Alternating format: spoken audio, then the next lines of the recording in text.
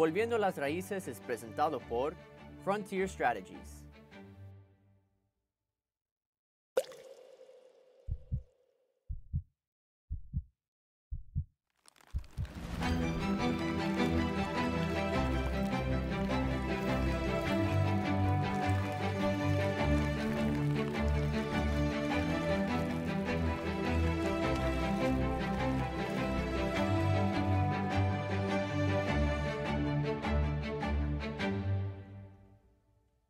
Queridos hermanos y hermanas, en el episodio de hoy vamos a continuar nuestra meditación sobre la oración. Cristo Jesús ora siempre. Jesús siempre ha orado. Los evangelistas han conservado muchas oraciones más explícitas de Cristo durante su ministerio. En todos los evangelios encontramos muchísimas oraciones que Cristo nos ha enseñado, nos ha dejado para aprender de Él cómo orar. Todas las oraciones empiezan con una acción de gracias, de dar gracias al Padre. Y también nosotros, cuando empezamos a rezar, tenemos que dar gracias a Dios Padre. Siempre dar gracias, como hacía Jesús. Antes de la resurrección, por ejemplo, antes de la resurrección de Lázaro, una acción de gracias precede. Y eso lo encontramos en Juan capítulo 11, versículos 41-42, donde Jesús dice: Padre, yo te doy gracias por haberme escuchado. Y continúa diciendo: yo sabía bien que tú siempre me escuchas. Y nosotros también tenemos que dar gracias a Dios Padre, que siempre nos escucha, porque lo hacemos con todo nuestro corazón.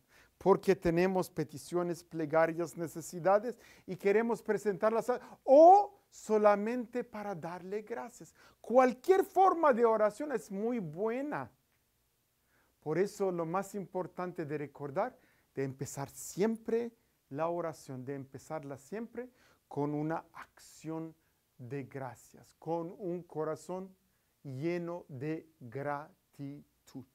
Por eso, queridos hermanos y hermanas, hoy voy a compartir con ustedes la oración sacerdotal que encontramos en Juan capítulo 17. No voy a compartirla toda con ustedes, sino unas partes para darles una idea cómo Jesús oraba en los evangelios.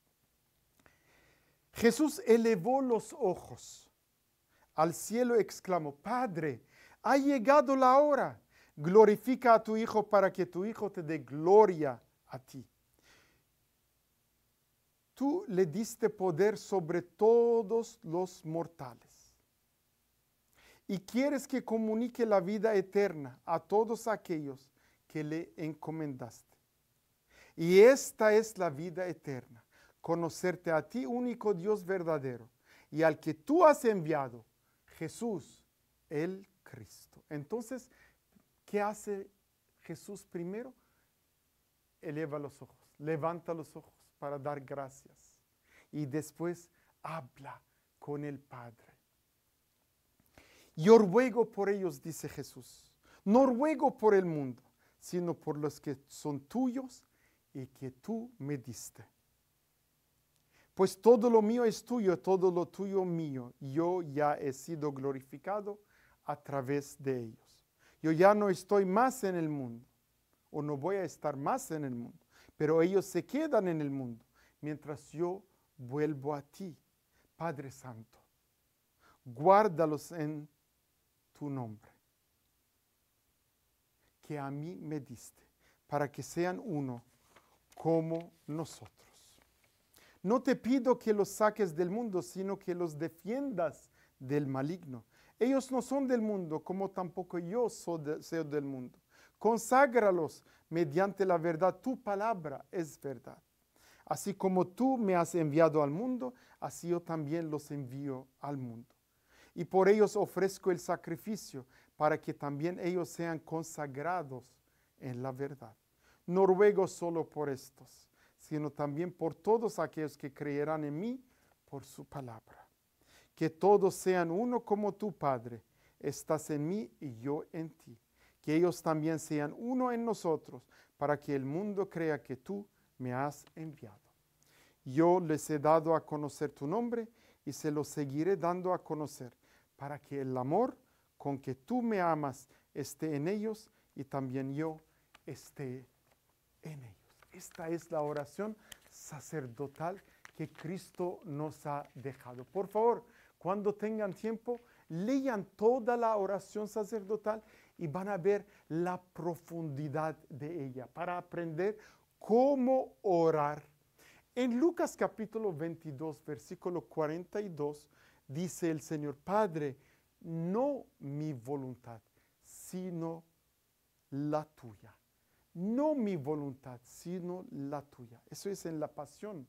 Lo que pasa que Jesús siempre tuvo mucha confianza en el Padre, obediencia hacia el Padre. Y también nosotros orando tenemos que ser obedientes en nuestra fe, tener más fe y confianza en el Señor, no nuestra voluntad, sino la voluntad del Padre Celestial. El Señor dice, nos enseña, todo cuanto pidan en la oración, crean que ya lo han recibido. Marcos 11, 24. Crean ya, hay que creer que ya lo hemos recibido, porque lo hemos presentado mediante la oración y en nombre de nuestro Salvador. Jesús, queridos amigos y amigas en el Señor, se entristece por la falta de fe de su pueblo o por la poca fe de sus discípulos. Mateo 8, 26 y Mateo 15, 28. Se entristece mucho. ¿Por qué? Porque la gente no tiene fe. Porque sus discípulos no tenían fe en Él. Por eso, queridos hermanos y hermanas, tenemos que orar con mucha fe. El Señor admira la fe del centurión romano, por ejemplo, Mateo capítulo 8, 10, y de la cananea, Mateo también 15 y 28. Muy importante de recordar eso. ¿Por qué? Porque la cananea y el centurión no eran judíos, pero tenían una fe profunda en el Señor, porque han visto en el Señor luz, han visto en el Señor alguien que tenía credibilidad, que tenía autoridad, que podía cambiar sus vidas. Por eso tuvieron mucha fe en el Señor.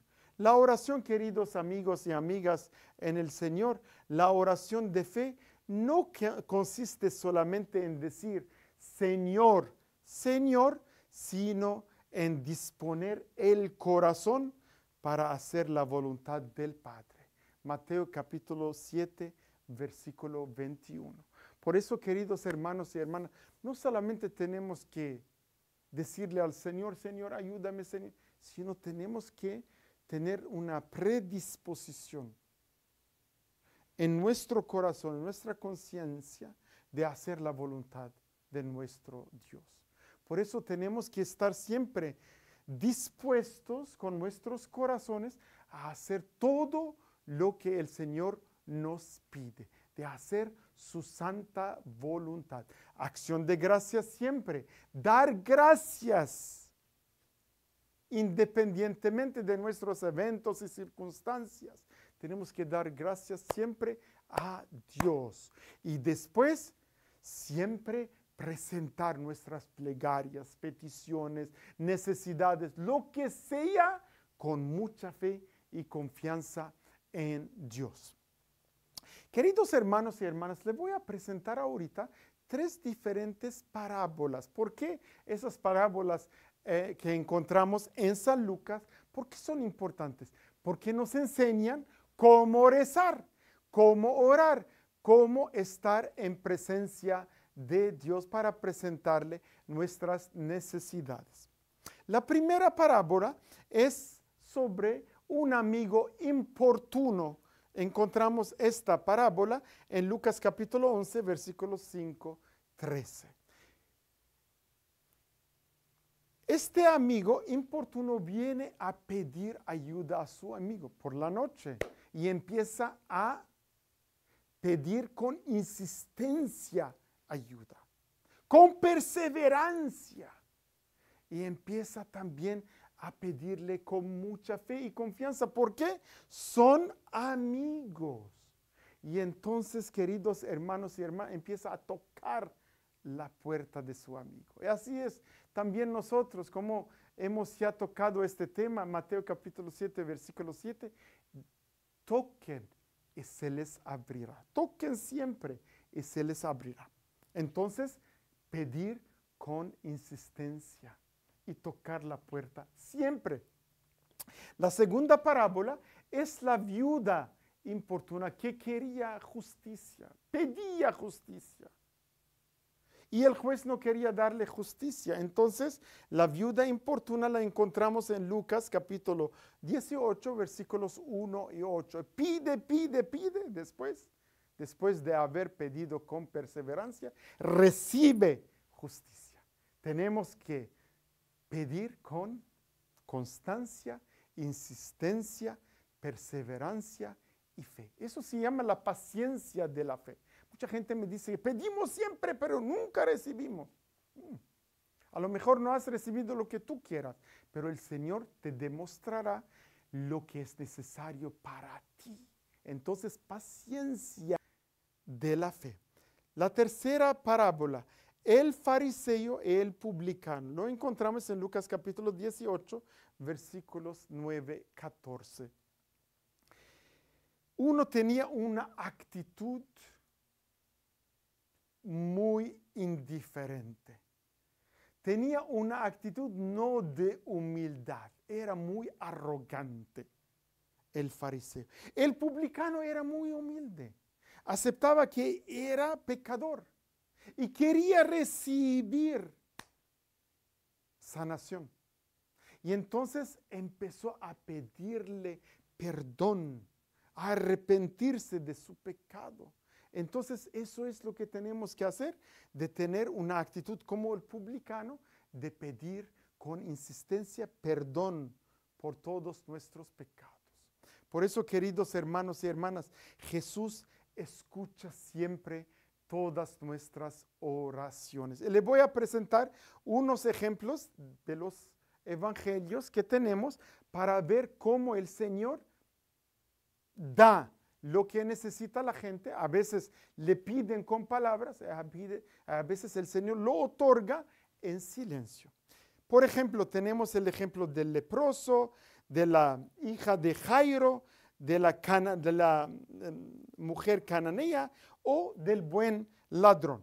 Y lo encontramos en Marcos capítulo 1, 41, 42, Marcos 5, 36 o Marcos 7, 29 o Lucas 23, 39, 43. Y en esos ejemplos, leproso, la hija de Jairo, cananea, la mujer cananea o el buen ladrón, todos tienen una conversación con el Señor y reciben lo que piden porque lo hacen con fe, lo hacen con palabras, con insistencia. Y el Señor, viendo su necesidad, su carencia, los ayuda.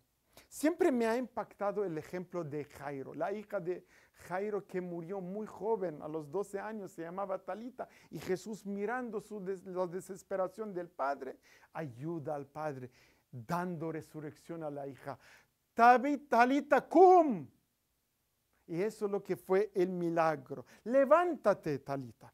Pero también los portadores del paralítico, la hemorroisa y también las lágrimas y perfume de la mujer pecadora, también son ejemplos muy importantes de la oración.